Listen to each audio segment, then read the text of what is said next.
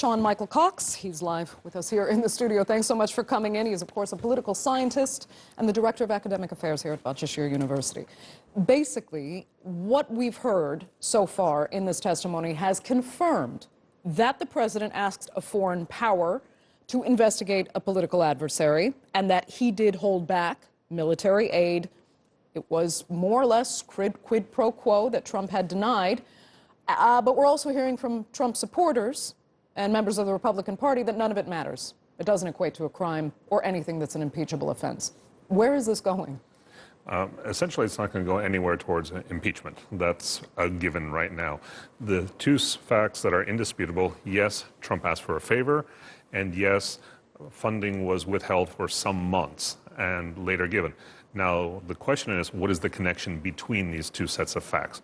Of course, the Democrats are going to do their best to tie them together. The Republicans are going to do their best to say that they're not related in any way, shape, or form, that the favor was intended to fight corruption, and that withholding the military funding was also an effort at fighting corruption in general in Ukraine, which has always been a long-standing Washington policy.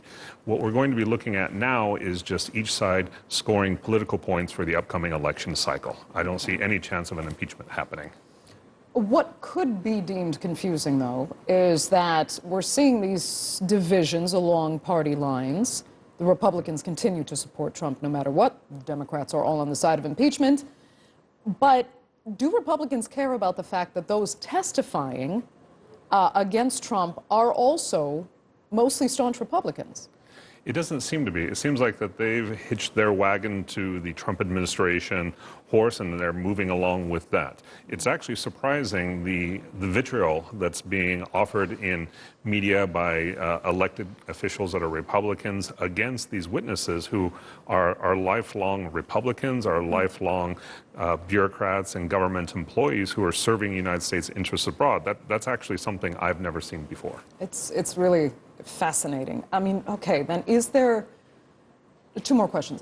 First of all, is there anything in U.S. law that makes this kind of quid pro quo illegal, so that it doesn't matter what party allegiances there are, this would just be illegal behavior?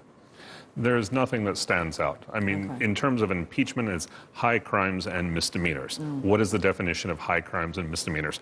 The Democrats are going to make their case that this quid pro quo action is. The Republicans are going to say that it's not. And that's the crux of the debate right there. How bad is it, the thing that Trump has done? Right. What are you expecting from Gordon Sondland's testimony?